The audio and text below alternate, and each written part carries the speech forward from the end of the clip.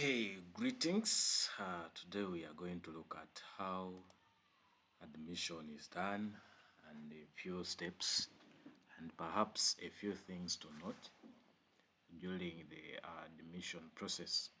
Okay, so the admissions officer will log in, and once they log in, they come straight to users and they fetch students. No. So now this is where this is the first step. Once a student is in the admissions office, he is expected to come with the various details or documents that are required. And the first step is to verify them. Once they are verified, then they are added into the system. How? By simply coming to add new. Then you choose the faculty. For example, let's choose Faculty of Science. Okay, let's choose Faculty of Education because it has a lot of things and maybe something someone needs to understand. You come and choose the program, and the program here is generated based on the student's combination. For example, Math, ICT. So Math, ICT, and then choose the intake, which is the current intake when the student has just come. You choose, is he in year one? Yes, if he's in year one, proceed. And now these other things you just need to click and select because they are already configured as we earlier saw in the first step. Now here we shall put the student's name, and the syntax is that the surname is in a capital letter. For example, Songore Amos. Okay. The gender, please, you take key of these things, especially when it comes to admission, because once the error is made, it may cost much in clearing. So year of entry is key. Yes, someone may have come maybe in 2023 and got a dead year, so you put when they came in, and then the email address has to be put for that particular student. For example,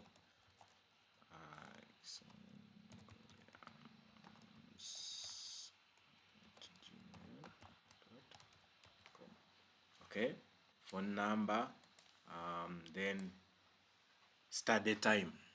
We have day, those who study from morning to afternoon. We have evening, we have modular, these are the ones that come during recess, and then we have those ones doing weekend.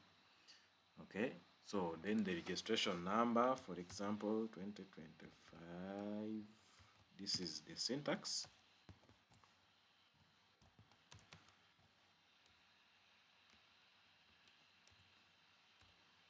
Okay, now there's something very key and important for us to note here is the access number. This access number is the unique identifier for every user in the system, especially when it comes to the students. So once we mess up this access number, the students may not log in completely even if you have edited it. So it is always advisable that we use the student details. For example, you start with the intake. So this student has joined in August. Okay, so you put the initial of August, then you put the year 2025, then you put the first admission number. So you look on the admission form and put the admission number for that student that is having on the form. For example, 9883, and then you put the date of birth.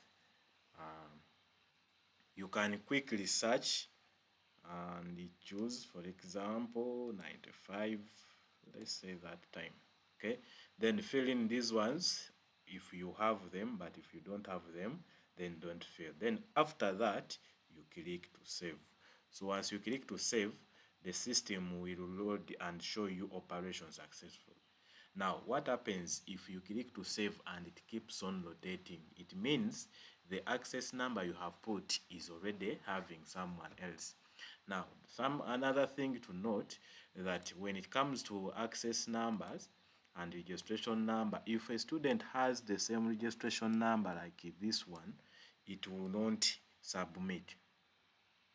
Why? Because a student is having a registration number as a primary key and as a unique identifier, or what we call the NIP.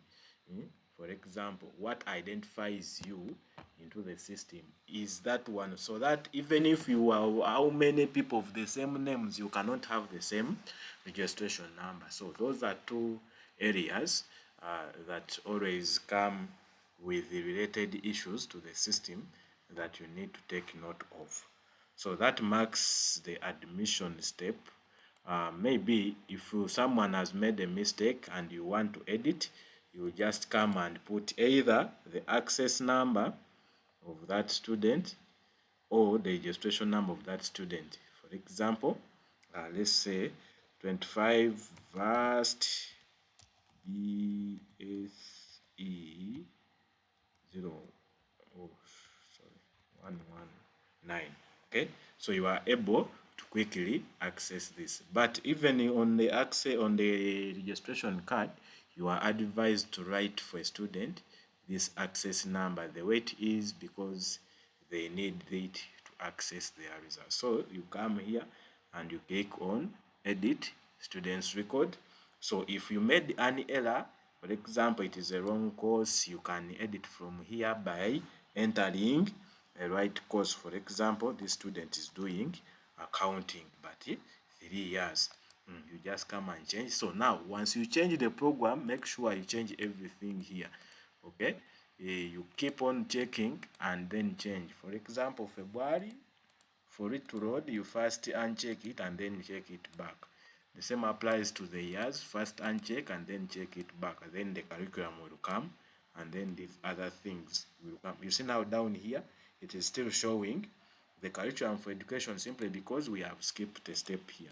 So you uncheck and check it again, and then it is there. You just click to it, and then you say edit and save. So once you save, the information shall be displayed here. Now the student who was registered under Math ICT has now been collected to accounting 3 years program. So thank you so much. That's it. So if you have any question, you can always reach out for help.